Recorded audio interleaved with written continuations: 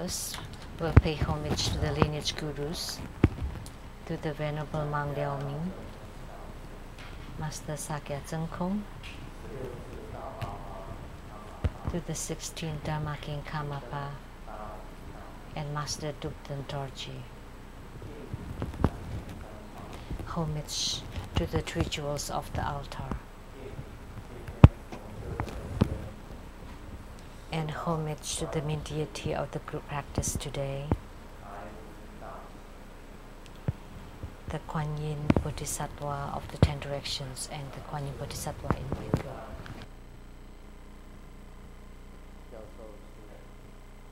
Simu, all Dharma masters, Dharma educators, Dharma teachers, Dharma lecturers, Dharma assistants, temple directors, all disciples present here and over the webcast, may all be auspicious.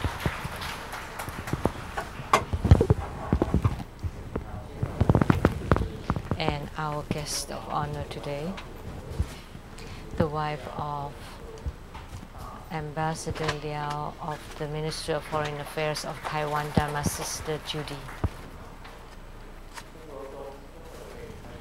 The accountant to the True Buddha Foundation, Dharma Sister Teresa.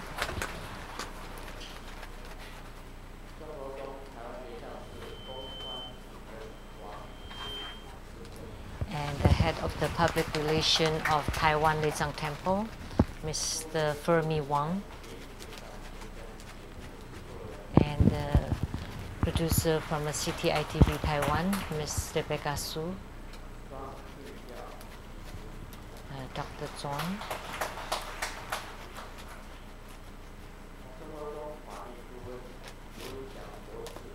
and the attorney to the True Buddha School, Professor Lu and his son.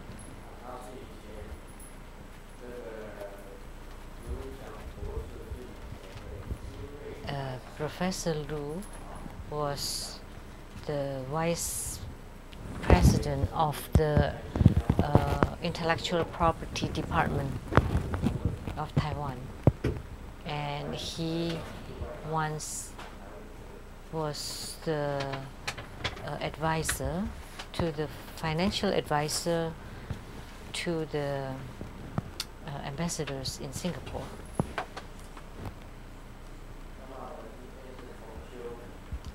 So the group practice today is Kuan Yin Bodhisattva, and Kuan Yin's emanation are numerous. That's why we say Kuan Yin Bodhisattvas of the 10 directions, because everywhere there is a Kuan Yin. So that's why I called on the Kuan Yin Bodhisattva of the 10 directions, and one of them is the white robe Kuan Yin Bodhisattva. Because recently I had the vision of the Kuan Yin Bodhisattva in white robe. It was about 2 weeks ago. I couldn't quite remember. But I had the vision of the white robe Kuan Yin Bodhisattva, and she was riding on a dragon. And she showed up several times. And last time I already mentioned that I saw Kuan Yin Bodhisattva once. It was early morning.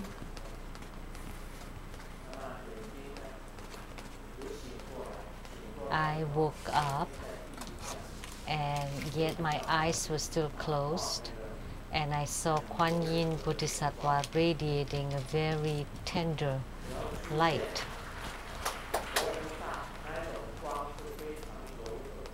So the light of the Buddhas and Bodhisattvas are very tender.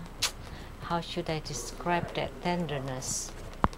It really is impossible to describe. It's like a thread.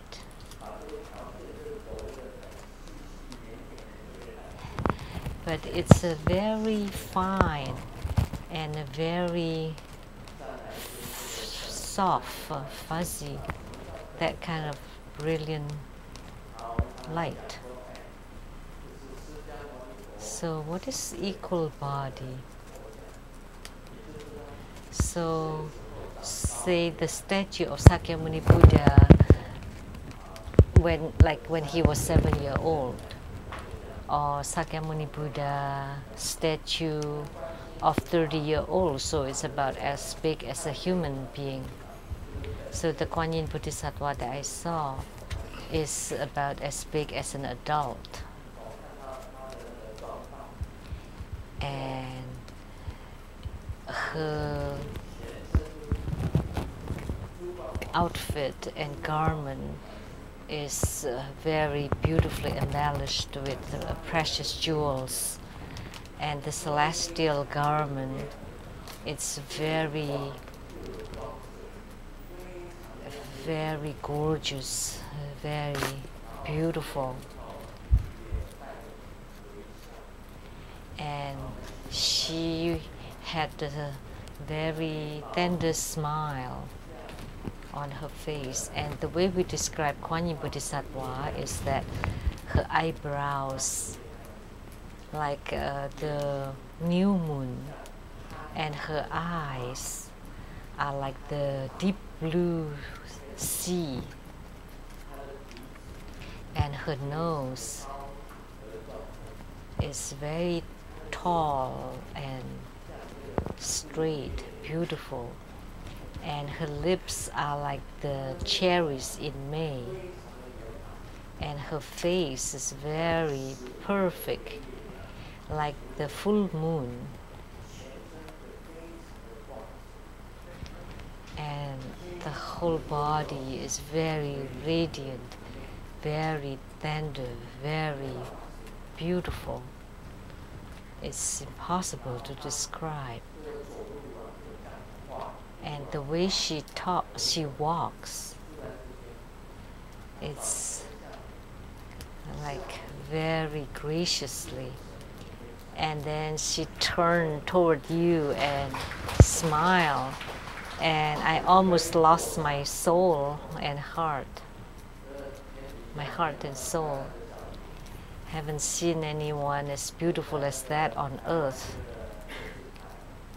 On the Taiwanese televisions, there were many hot girls wearing very short skirts.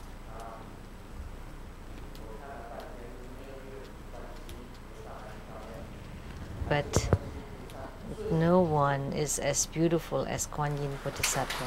Kuan Yin Bodhisattva is still the most beautiful.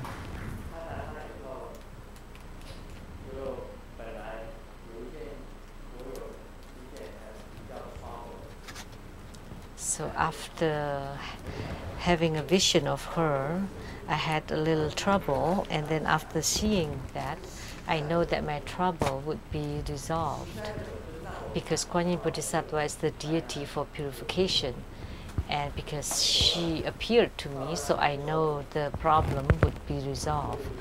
And sure enough, that noon, a news came, and the problem had been resolved. So when she appeared to you, there must be meaning behind it. It's not something that I want to see, but I saw it unintentionally. So that's more meaningful. So when you see or when you have a vision of Kuan Yin Bodhisattva, and if you have a problem, then the problem would be resolved. So Kuan Yin is very responsive, and as you know, the hiking Kuan Yin is very dignified, and she's wearing a very colorful celestial garment, wearing a 7 Buddha crown, and her face is very perfect and beautiful, dignified. If you have the statue of the hiking Kuan Yin, then she's very beautiful. And the white robe Kuan Yin Bodhisattva, she's holding a nectar vase and a willow branch, showering nectar, and wearing a white celestial garment. And she's Amitabha's yidams, attended.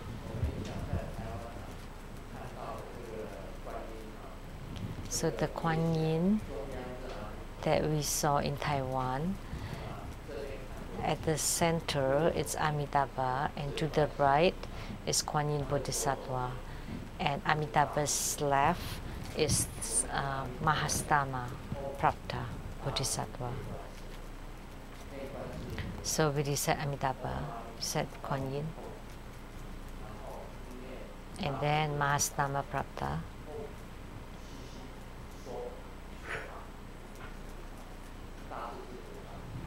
So those are the mantras for Amitabha, Kuan Yin, and Mahastama.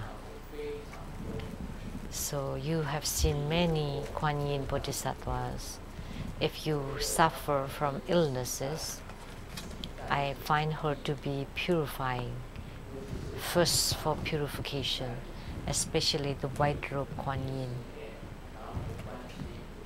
If you generally recite Namo Kwan Sin Pusa and visualize the appearance of Kuan Yin Bodhisattva, you can pray to her if you have any illnesses. And then if Kuan Yin appears in your dream or appears so that you see her, or in your meditation, in dreams, that means your calamity is about to be resolved, to be eradicated. Because when you recite with great reverence and you have a vision of her, then your problems will be resolved. I remember when I was little, my mother worshipped Kuan Yin Bodhisattva, and she often recited the Universal Gate Sutra of Kuan Yin Bodhisattva. And our family was poor, and I was still very young. And my mom here, my dad over there, and the kid here. And then my mom had the vision Kuan Yin Bodhisattva that she worshipped, that Kuan Yin Bodhisattva walked into the room and then turned her head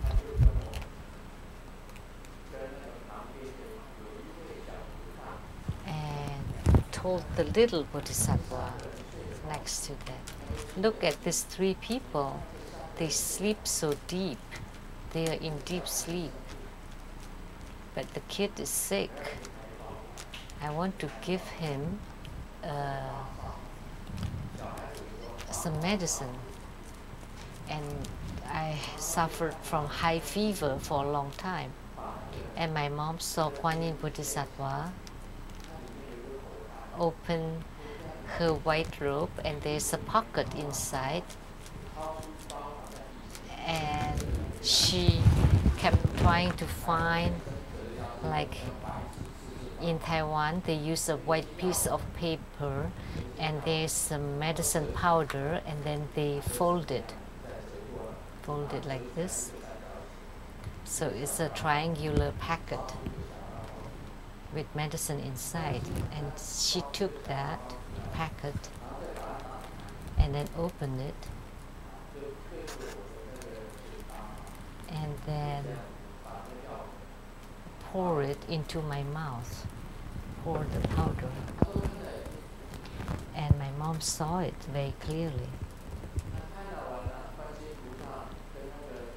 And then Kuan Yin Bodhisattva and the little Bodhisattva left, and on the next day, before I had high fever, and the next day the fever subsided and I looked better. So I had been saved by Kuan Yin Bodhisattva when I was little. And then later on, I often saw Kuan Yin Bodhisattva. And the first time I saw Kuan Yin,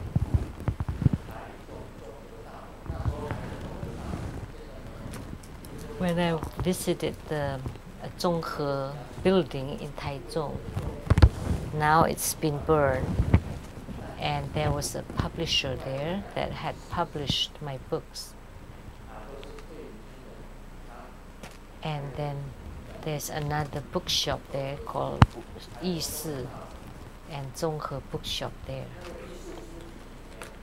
And inside the Yi Si bookshop, they had a yellow Kuan Yin Bodhisattva, a statue of Kuan Yin Bodhisattva, yellow color.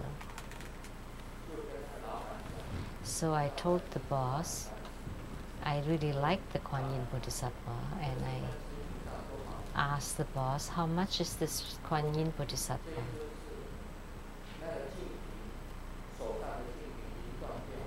Because the nectar vase was broken, and one hand is holding the vase and the other one is holding the willow branch, but the vase was broken.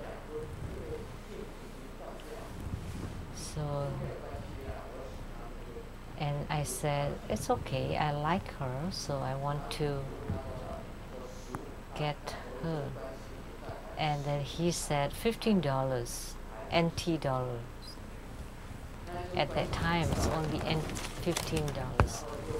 So I bought her, and I used a small chanting beads like this, and I hang it on the hand that was holding the vase.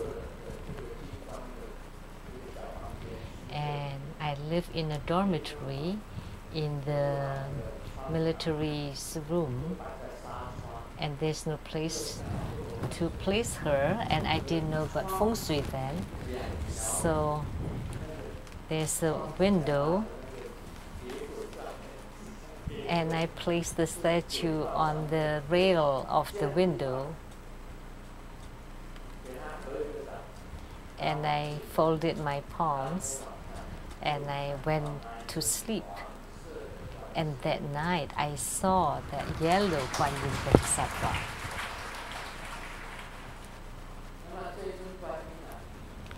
And this Kuan Yin Bodhisattva was yellow. It's a very shiny porcelain.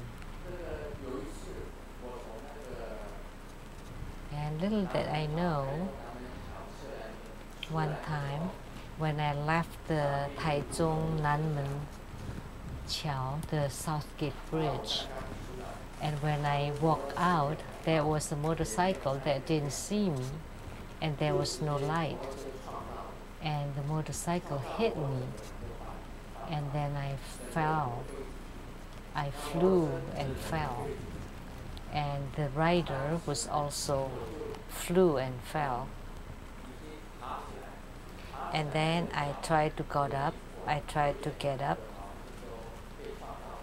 and my leg was hit, and I limped and went back to my dormitory. And I used some disinfectant to clean it. And then the rider was taken to a hospital that's called Poti Hospital in that South Gate Bridge area. And then I had forgotten about this. But after I got in the accident, that Kuan Yin Bodhisattva statue had its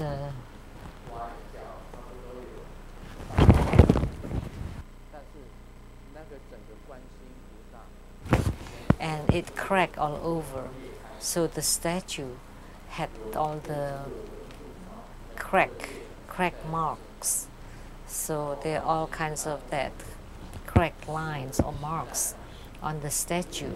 So Kuan Yin Bodhisattva told me that I took the injury upon herself, and that Kuan Yin Bodhisattva now is at the Taiwan Lechang Temple, because all the statues from one of my home in Taiwan were all moved to Taiwan Lechang's temple. So now that statue is still at the Taiwan Lechang Temple. That's why I highly revere Kuan Yin Bodhisattva. She had helped me greatly. And my yidam or main deity, personal deity is Amitabha Bodhisattva, Amitabha Buddha, and his attendant is Kuan Yin Bodhisattva. So now on the altar of my personal residence in Seattle, as soon as I enter in the front door, there is a Kuan Yin Bodhisattva that's as tall as a human being. And that was offered by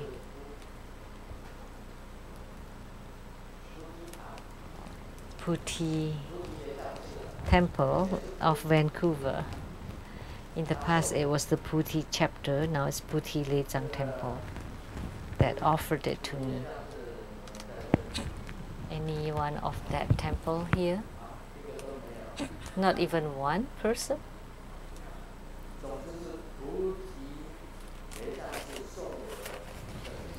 So that was the Kuan Yin Bodhisattva that's as tall as a human being. That was given by the Puthi Temple of Vancouver. And then over there is the hiking Kuan Yin Bodhisattva. So there are two altars. One is the hiking Kuan Yin Bodhisattva, and the other one is that Kuan Yin Bodhisattva that's as tall as a human being, about to the right of the front door. I highly revere Kuan Yin Bodhisattva, and every morning I would do her practice and recite her mantra. So that's all for Kuan Yin Bodhisattva today. That Kuan Yin Bodhisattva is truly great. And today we will continue to expound on Cheche, which means cutting through or thorough cut. And why do we want to cut through? Because by cutting thoroughly, you would be able to comprehend Buddha nature. So in the Great Perfection Dharma, the most important two things are Cheche and Tok, like Dzogchen, Dog and Chen, Cheche. These are two important Dharma of the Great Perfection. And Cheche also means enlightenment, comprehending the Buddha nature. So let me give a few examples. There are many people shooting the arrows of enlightenment. So many. Very grateful to Grandmaster's teachings and blessings. Grandmaster asked, how can we cut off the afflictions? Your disciple replied,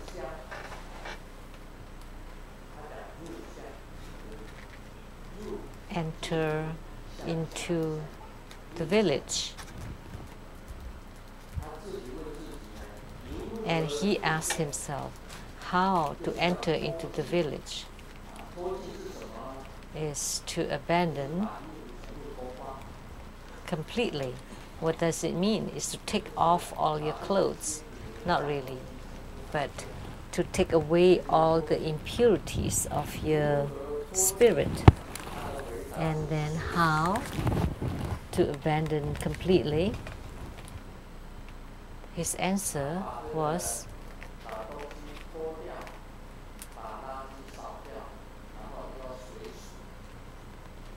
to follow the mundane. I don't understand. Why is he entering to the village? And by taking it off completely, you can cut off the afflictions. But following the mundane, you don't necessarily able to cut the afflictions.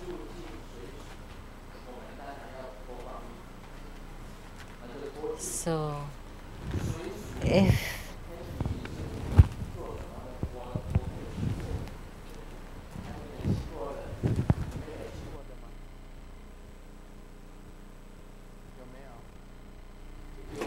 say if you go to the nude camp, then you of course have to take off everything. I have never been there, so I don't know. But anyone has been there, nobody dare to say. So he should have answered, how to cut off your afflictions? You enter into the nude camp. And how do you enter the nude camp? You take off all the clothes. How? You don't just take off your outer clothes, you also take off your inner clothes. Then that would be more meaningful. That was one. And the next one, very grateful to Grandmaster's teachings and blessings.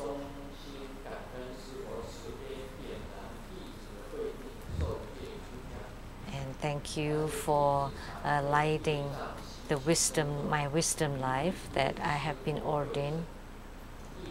And I am repentful of all my problems. And here I ask for your blessings. And how to cut off your afflictions? The answer, invite the afflictions to come and meet them. So it's like the second patriarch, Shen-Yen, meeting Bodhidharma. Shen-Yen told Bodhidharma, my mind or my heart is unstable. And Bodhidharma said, give me your mind. He actually said, I don't have peace of mind. And then Bodhidharma said, well, give me your mind. And he said, I cannot find my mind. And Bodhidharma said, I have given you the peace of mind. So how to cut off the afflictions? The answer is, let's invite the afflictions to meet. So this is a good answer. It's like the second patriarch, Shen-Yen.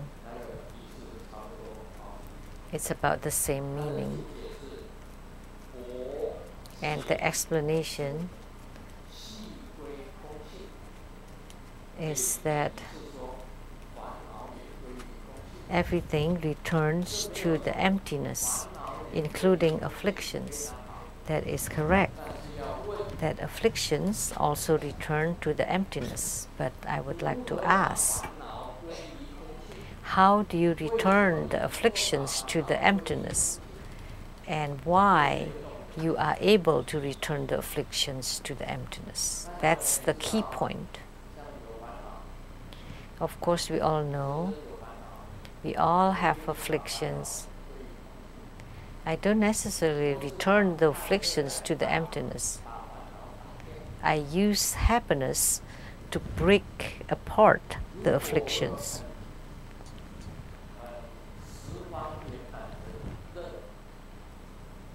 If I have a perfect joy and happiness, then all my afflictions will be gone.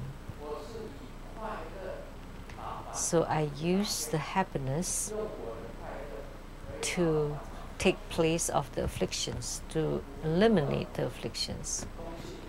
There is no need to use the emptiness. The emptiness is too profound.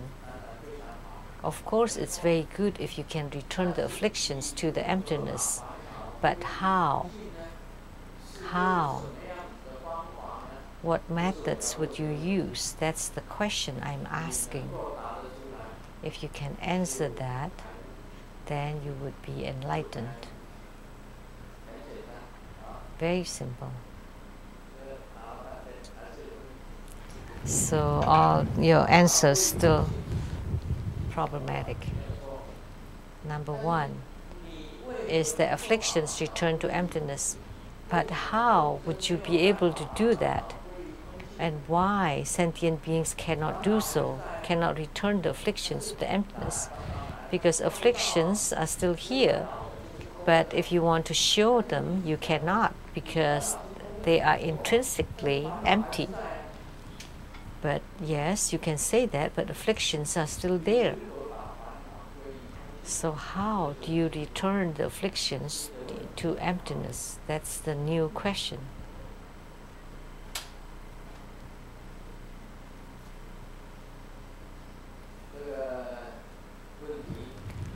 Question: The Venerable Guru asks, why are the afflictions illusory? Why are they emptiness? And why can you cut off the afflictions? Let me try to answer.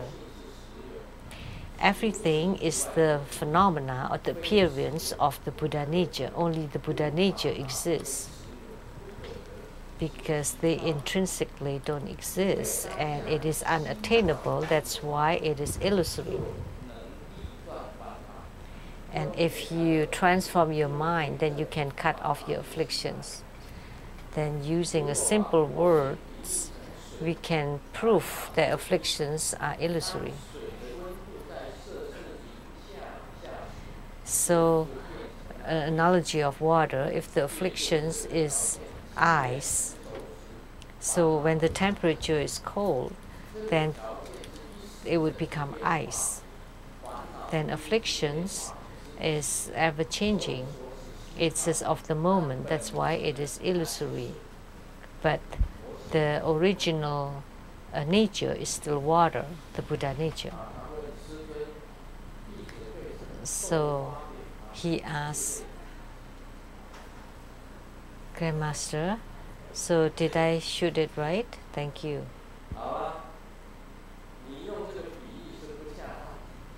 This is not the right analogy,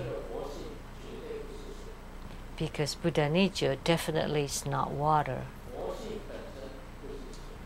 That Buddha nature is not water. You use an analogy that the Buddha nature is water, but you cannot use that. Now I would like to tell you that in the Madhyamaka, the middle way, there are 3 schools. The first one is the eternal Madhyamaka,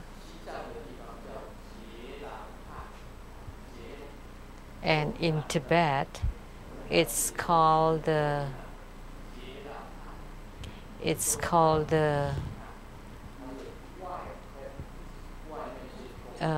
like, you know, this bag of skin. So externally it's empty, but internally exists.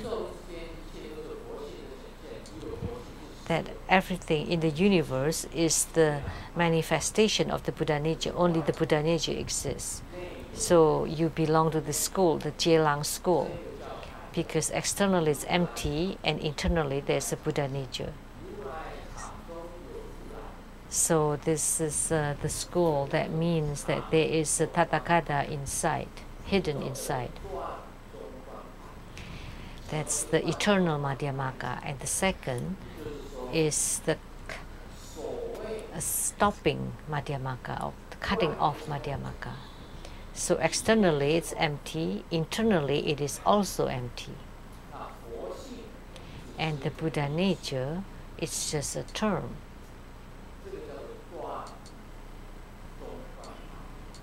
So broken Madhyamaka. So you cut off everything. And then there was a Pandita of the Sakyapa in Tibet. It's called Kaolangpa, and he criticized the Madhyamaka of Tsongkhapa, the breaking off or cutting off Madhyamaka of Tsongkhapa. That was criticized by Kaolangpa. And his school is abandoning Madhyamaka. So abandoning or apart from emptiness and apart from existentialism. So there is a school in Sakyapa. So there are 3 schools altogether. So what you talk about here, only Buddha nature exists. Everything else don't exist. So there is still one existence, which is the Buddha nature. That the Buddha nature still exists. So you belong to the Chelang school, which is the Madhyamaka, one of the Madhyamaka. So if you are of the Madhyamaka school, this is already incredible. But what Grandmaster comprehends, if you continue to ponder, then you're about there. The last piece.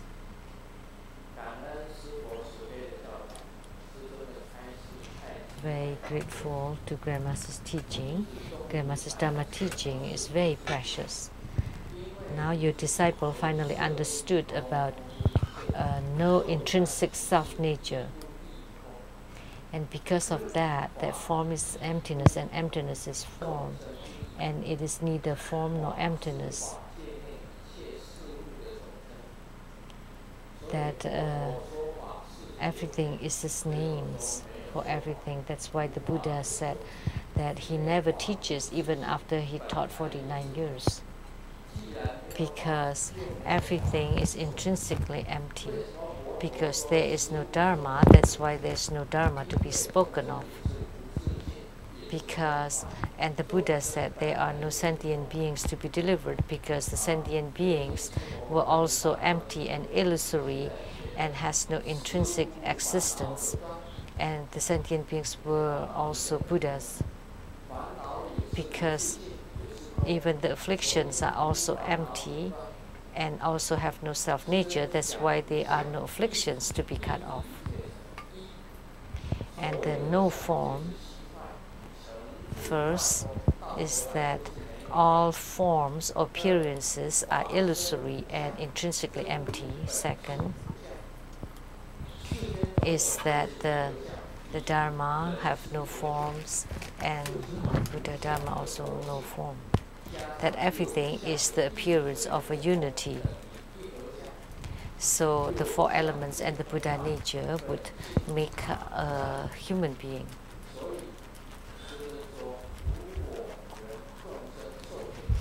That's why Grandmother said there's no person, no being, no sentient beings, no Dharma, no good or bad. Says don't think of the good or the bad. And good and bad are empty and no self-nature. And then no vows. So in the convenience ways, there is a vow and there is afflictions and there are sentient beings, there are Buddha Dharma. But ultimately, there are no vows, no Dharma, no beings, and because they are all intrinsically empty. There was a disciple that asked Grandmaster, you have attained Buddhahood, why do you still do your practice? And Grandmaster replied, because of you. Right, because we are still unenlightened and still befuddled Buddhas. That's why we still Grandmaster to give us Dharma teaching and set an example for us to ferry us from this shore to the other shore. That's why we want to pray that Grandmaster continually stay in the Sahawa. Thank you. So I would like to tell you that this article, this is beyond or better than all the previous articles and arrows. This win over from all the previous enlightenments. But there's still a problem here. This still belongs to the Chelang school. He said that the Buddha nature has no form or no appearance, which means that Buddha nature still exists, but it does not have any form. But this one here, this piece, is close to enlightenment. With the Hin, he would be enlightened. However, I will not give a Hin anymore, because if I give you a Hin, then I would lose another rope.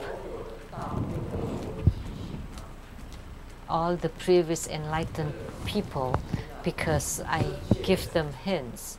But this one, because he listened to the teachings of Chichi, of no form, no self-nature, and no vows.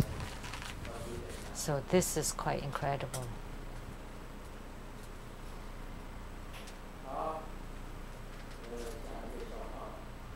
Now let me share a joke. There's so many of them, now I just want to pick one.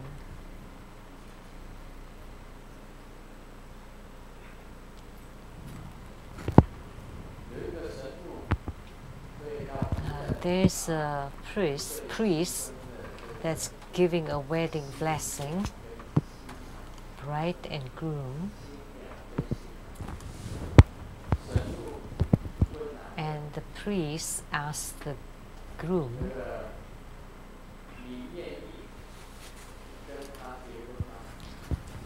"Are you willing to marry her?" And the groom said, "No. No marriage." And the priest asked the bride, "Now, are you willing to marry the groom?" And the bride got really angry and said, "No way." And the priest said,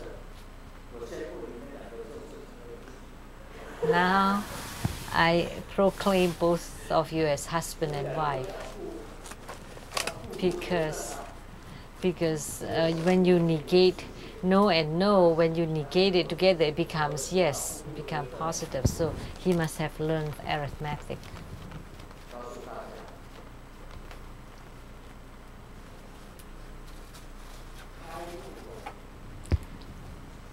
Enlightenment is negate a negation to become positive.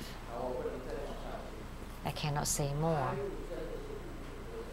But enlightenment is really negating the negation and attain the positive.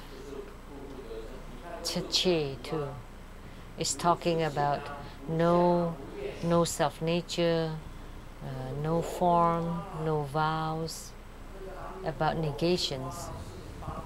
But Amitabha Buddha made 48 vows, and Medicine Buddha also generated many vows. And all the Buddhas made the vows. How come there are no vows? Because ultimately, even the positive is also negative. That's why it is called no vows. So talking about it sounds profound. And the articles also very profound. If you listen carefully with the hint on your brain, then you would be enlightened. If you ponder further, then it's very easy to gain enlightenment. Negate the negative and you attain positive.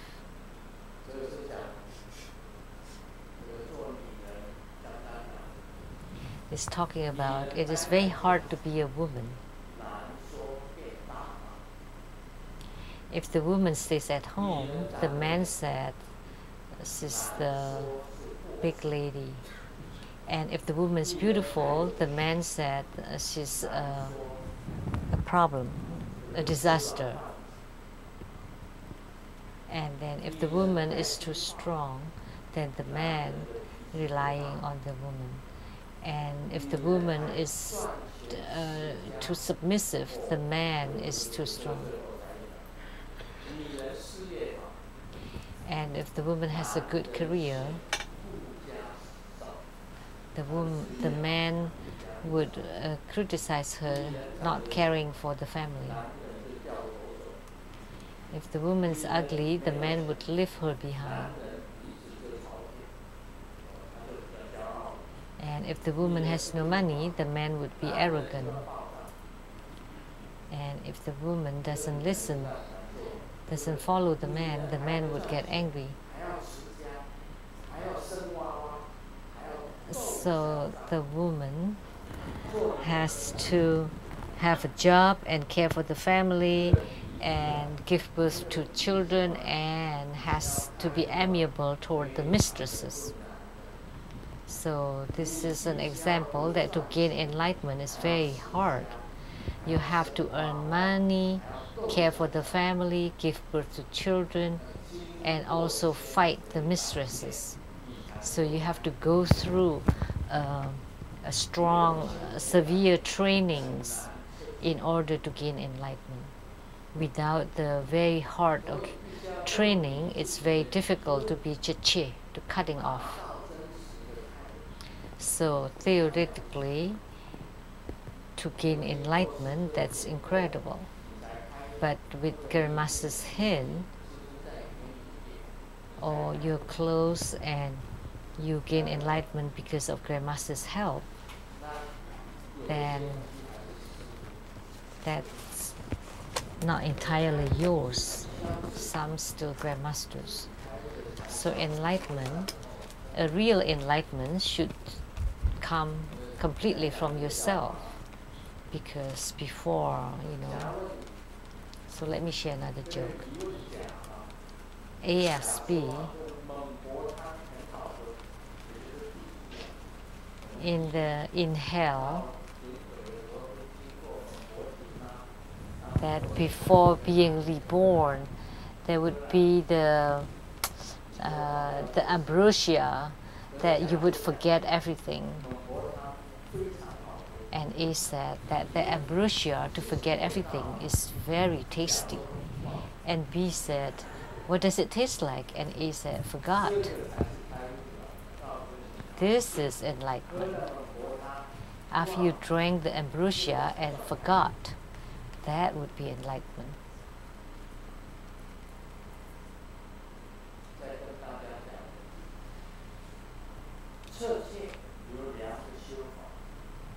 So Chichi has two Dharma practices.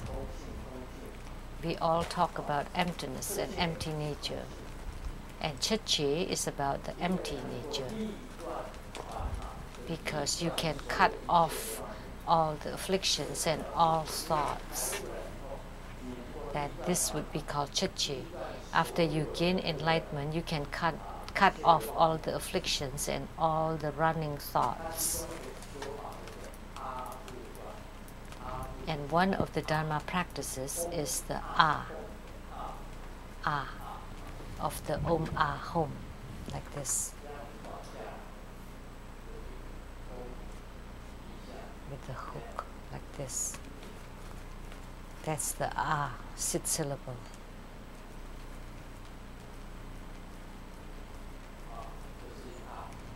That's Ah, Tibetan Ah. Visualize the mundus, at the center, the Tibetan Ah, 6 syllable, radiating light upon you. And your whole body is filled with clear light and transparent. And you visualize the Ah, and you become Ah, 6 syllable. And from the bottom, the dot would disappear, and the arch, then would become like this. And then from the hook would disappear. And then what's left is like a 5. And then the 5 would disappear, would become a line. And then you visualize this line gradually disappear and becomes emptiness. And you yourself is empty. You yourself are empty, and the Ah, 6 syllable also gone. And then your body would merge with the emptiness. That's a kind of Dharma practice.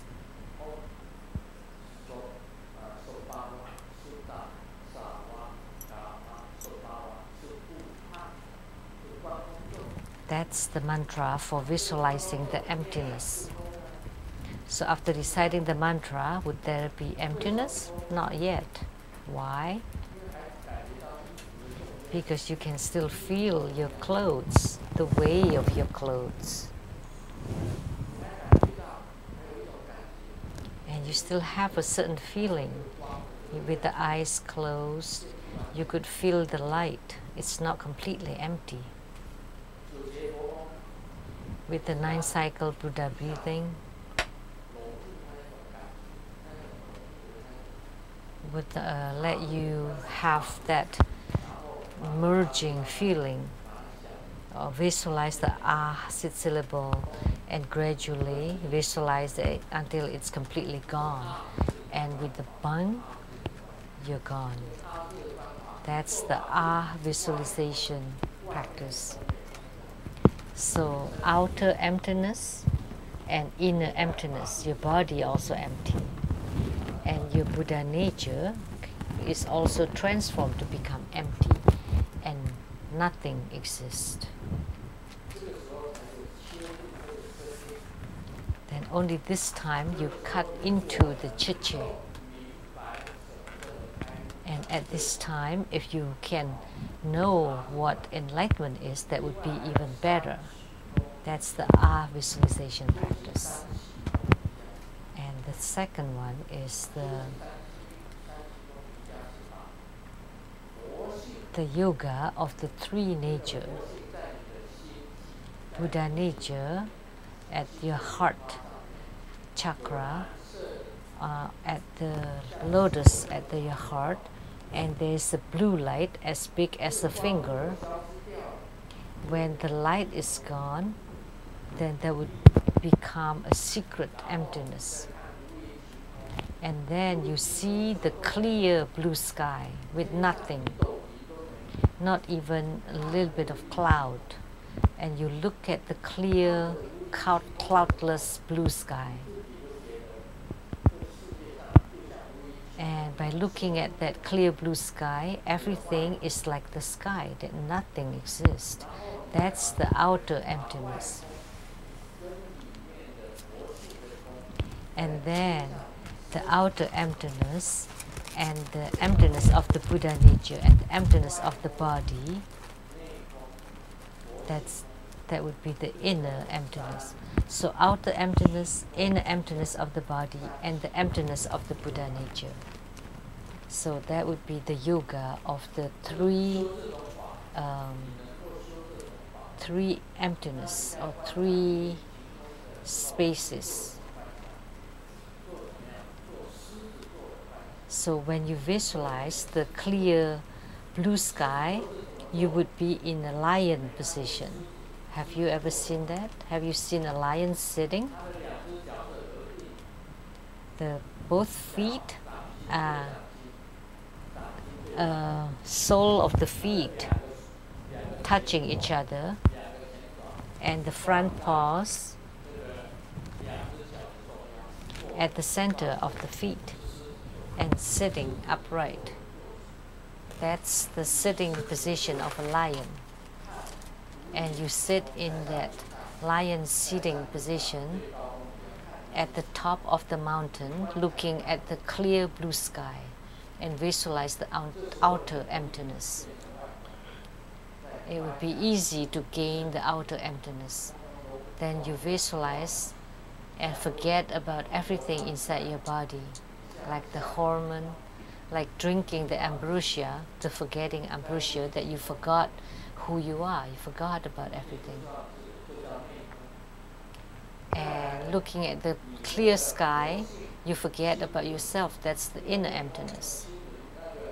And then at the heart chakra, the Buddha nature, because of the inner emptiness, the Buddha nature would also disappear. That's called the secret emptiness. So the outer emptiness becomes inner emptiness becomes the Buddha nature emptiness. So that's the yoga or the Dharma practice of the three emptiness or three spaces. So there are two kinds of practices. That in the future I will continue to talk about the yoga of the three emptiness. And also the ah visualization practice, I will give further details if there's time.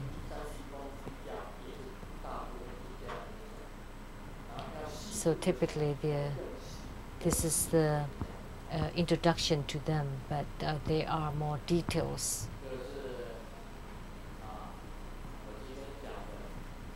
So what I talk about today, they're all key points. So those who shot arrows just now, and there was one more person that I already wrote the answer, and I would give the one that submitted to the True Buddha Foundation. Master Lianqi, have you given it to him? Yes. Because the answer had been returned. So the answers were here. So why don't you hint yourself and point yourself? Then just a slight difference, and then you would gain enlightenment. Just a little bit further.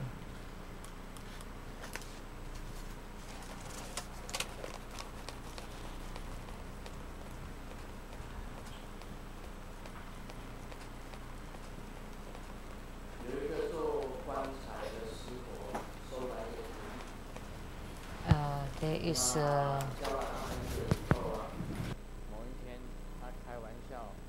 there's a coffin maker that joked with the disciple. So I have taught you everything I know about making coffins. And the disciple, how would you repay me? And then the disciple replied, well, teacher, don't worry, I will make your coffin by my own hands.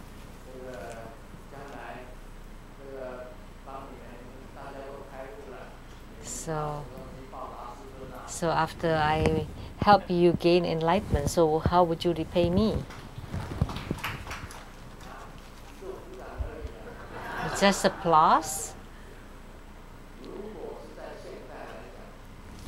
In the modern world, you need to bring, like Professor Lu was a judge before.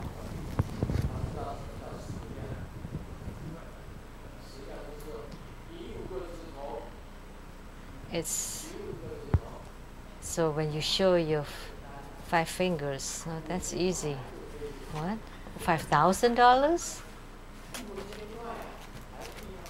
5,000 NT dollars? US dollar? 5,000? Not enough. 50,000. It's not really enough.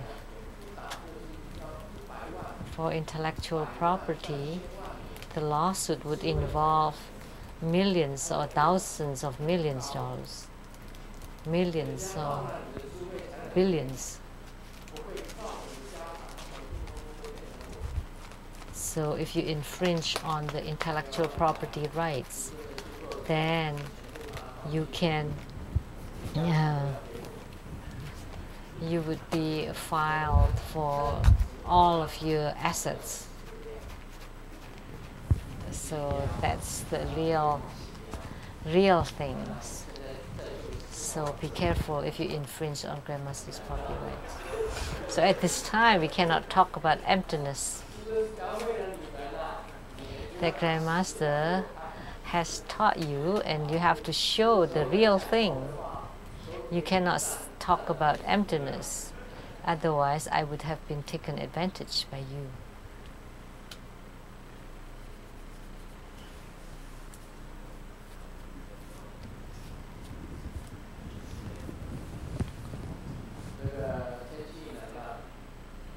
The weather is cold, and the husband's looking for a sweater to wear. And the wife said, I washed it and it shrunk, so I give it to my brother. And the husband was looking for woolen pants, and the wife said, well, I washed it and it shrunk, so I give it to my younger brother. And the husband got angry. Why don't you wash me and then give it to your sister, the younger sister?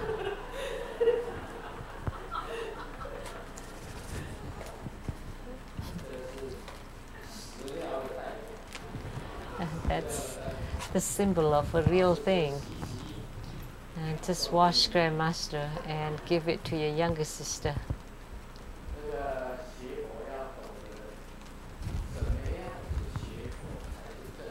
So you need to know how to study Buddhism the right way. That in the beginning, with the real things, you have the self-nature, you need to have the faith, you need to have the yogic response or sensations that's tangible, and you need to make vows. The greater the vows, the greater the attainments. But the final attainments have no self-nature, no forms or appearances, and no vows. So when you have not reached the state, we cannot talk about no self-nature, no form, and no vows, because these are of the higher level. But most Buddhist teachings or Buddhism have self-nature, have forms, and also have vows. That's the beginning of our Buddhist training. So we cannot just talk about the highest level, about existence and emptiness. That's rather deep. So that's all for today on Mani Padme Hum.